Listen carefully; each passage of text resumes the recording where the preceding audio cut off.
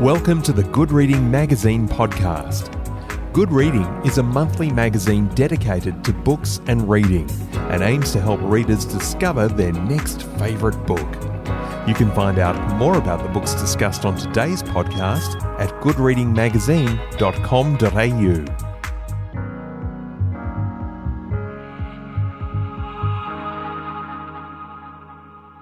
Hello and welcome to the Good Reading Magazine podcast. My name's Greg Dobbs.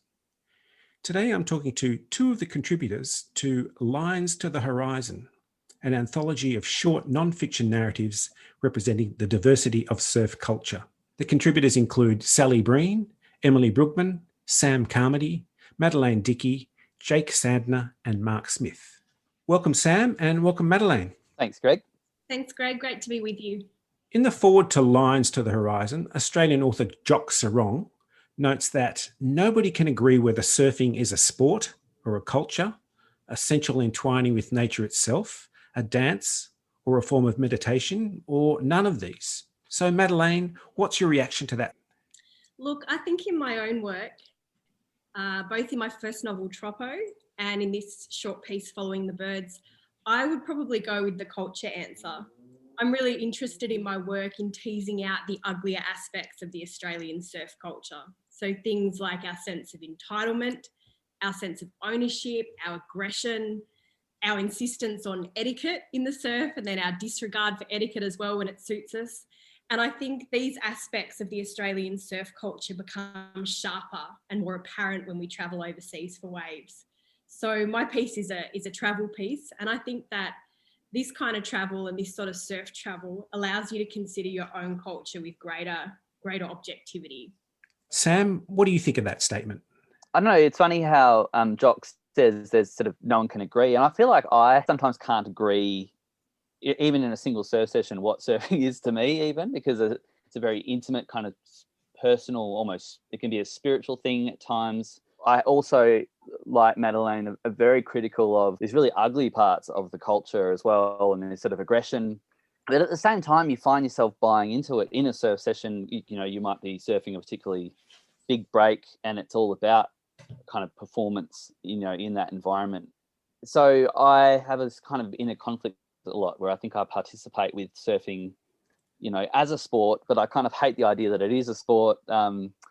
I love it for what it brings to my life. I also loathe so much about this kind of white, troubled masculinity that seems to often pervade a lineup. So surfing is a thing that, it's a very unusual, conflicted joy in my life.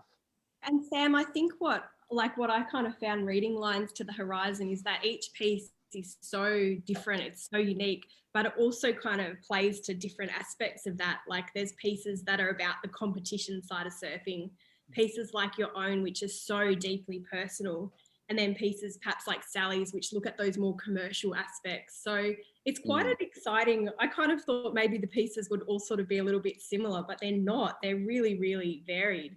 And it makes it quite an exciting anthology, I think, as a whole. It sort of shows you how diverse surf culture and surfing really is. Yeah, I agree. Some people would regard it as an extreme sport, but to me, it also seems like a bit, if I can turn that around, a sport of extremes. What do you think, Sam? Surfing, I guess, is what one wants to make it. You know, you can make it the most sort of unextreme activity.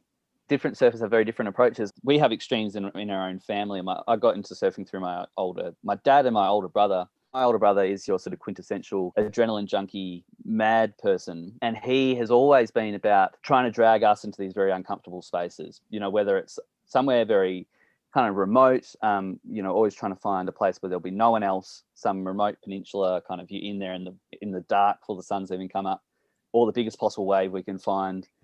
That is very much his approach, is kind of almost always seeking a kind of discomfort, which I think, again, is this strange, almost sometimes a nihilism to surfing, which might, again, be toxic, I suppose, and this sort of masculine thing about flirting with self-destruction or something. I'm not like that at all. I'm sort of surfer that I think deeply loves just a nice 2-3 foot swell and a kind of a friendly bank on some beach break. And I don't know, having a wave with my dad or something is my idea of a good time.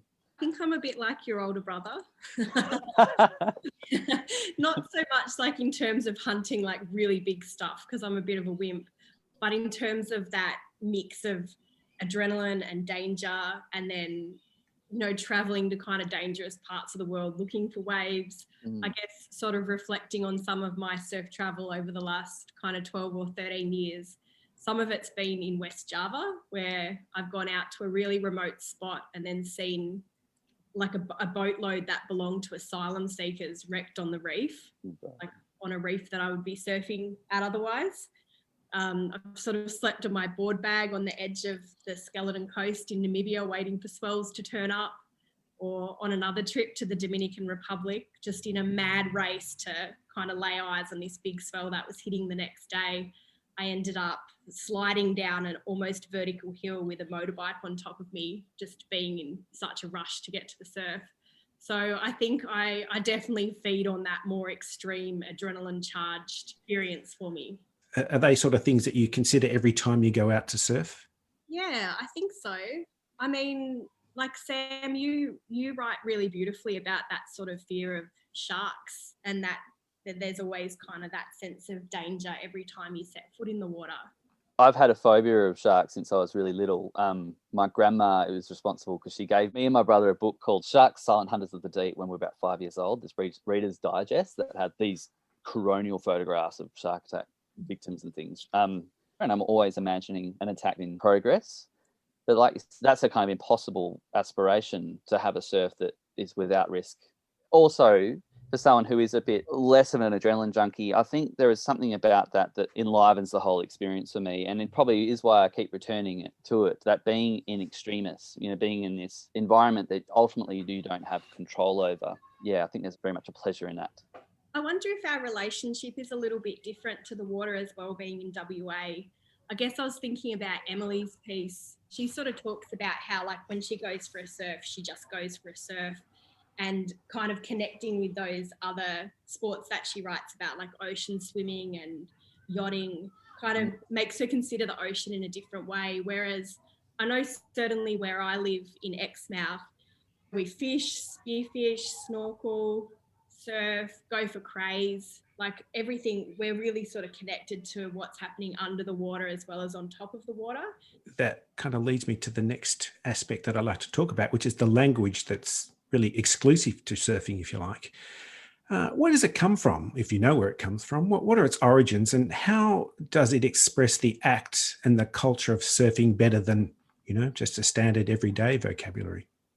Yeah, surfing language, it's an interesting one. I think there's been a bit of a change in the way I've used surfing language. I mean, it's become more apparent that what we grew up with was very much almost this language of war. A good surfer would smash or destroy a wave. You say, oh, that guy just destroyed that section. Or even like that thing of riding through a barrel, like with water going over you, it would be knifing a barrel. It's the slicing and dicing, and ultimately it's a violence that you're committing on a wave. And that was always a language I used as a kid growing up, because that's what was around me all the time.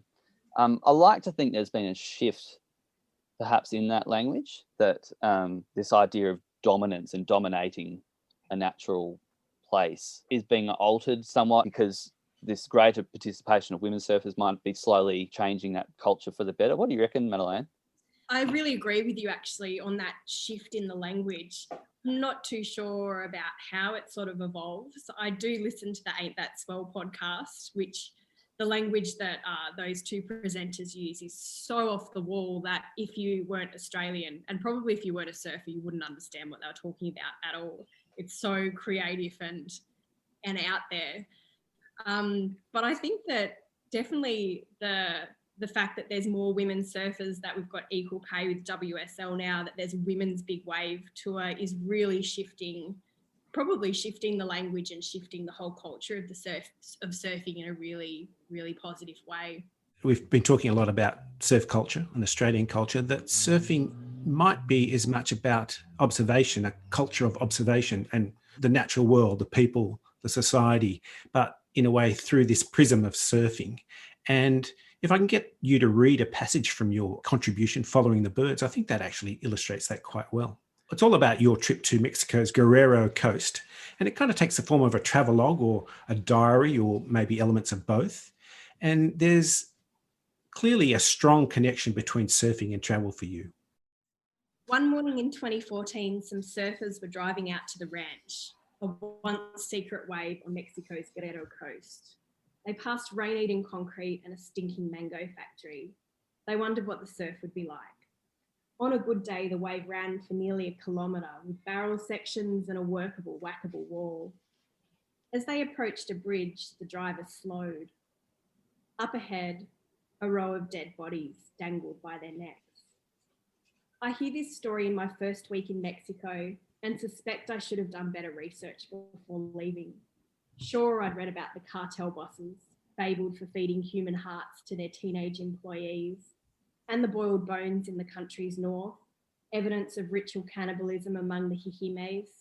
And I'd read about the cuisine with its dizzyingly difficult names like chilaquiles and chapulines and mole and mezcal. But I hadn't bothered to check the Australian government's advice for Guerrero, hadn't reconsidered my need to travel. And even if I had, the promise of exotic waves generally trumps risk. I think surf travel is a bit like following the birds. 2. My last Sunday at home on Western Australia's Ningaloo Reef brings conditions locally described as glamour.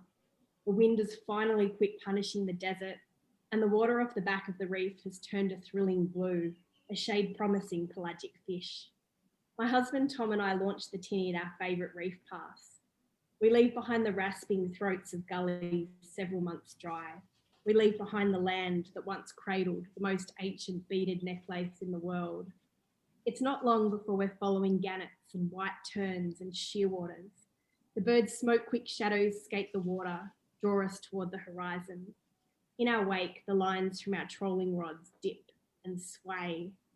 Then a hit, the waspish scream of the reel, the rod doubles and Tom shouts, "Fuck, we're on!" It's massive. Maybe we foul hooked a shark, a manta, a dolphin. The tinny's listing from side to side. The curses are coming thick and quick and salty. Suddenly a marlin, lit up with colours vivid as poison, streaks across the sky. Over the next 40 minutes, as Tom works the fish toward the boat to unhook it, I think about the birds, how they're a dangerous addiction. When I travel for waves, I carry the birds with me in my brain, in my breast. They toss restless, tow me from the solid footing of land into the unknown toward the promise of the next hookup, perhaps a wave barreling pink under prickly pear at dawn, or an exhibition in which violence is given form through embroidery, or a shady plaza in the mountains where an old man sees me crying and offers his hand for a dance. My last weekend on the Ningaloo coast is sublime, but once those wings start beating, they're impossible to ignore. Thanks, Madelaine. That's a really interesting passage. But one thing that strikes me about that is you've written about the sea, but you've also written about the connection between the land and the sea. Yeah, look, I think particularly in Western Australia where I live in the desert, but it's kind of this incredible desert landscape at the edge of this incredibly rich kind of ocean on the edge of this beautiful reef. So there's a really stark contrast, I think, between those two things. And that's how, that intersection between land and sea is quite important to me for sure. Sam, I'd like to talk about your contribution now, and it's called Hold Down. And I'd like you to read something from it, but can you tell me first what a hold down is? A hold down is kind of what happens, often takes a fairly big wave to do it, but it's, I think a lot of listeners would be familiar with the idea of a wipeout, and everyone's probably been bowled over in the kind of the shallows by a shore break or something. But a hold down is when a wave simply just holds you under the surface after it's kind of dealt with you and rumbled you around, and at the moment where you think you should be let up and be able to swim to the surface, it keeps pulling you downward. I guess there's this downward pressure of water still moving towards the seabed, and you're a part of that. And it's this really disconcerting thing about, you're still not in control of your destiny, even though everything seems to have subsided.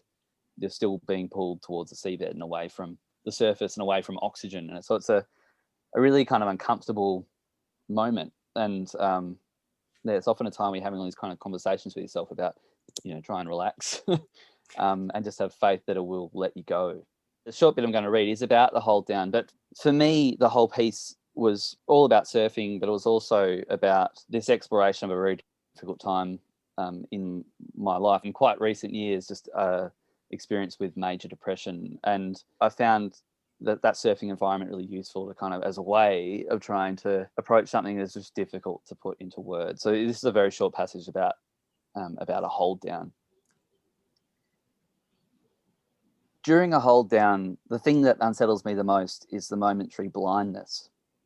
How the combustion of water and air and misting sand creates a sort of visual static, a flickering screen, and one loses any sense of just where in the water column one is. A really bad wipeout, a snapped leg rope, a busted eardrum, can leave you in doubt of which way is up at all. Surfers have paddled over to a stricken comrade to find them swimming underwater, clawing down towards the bottom.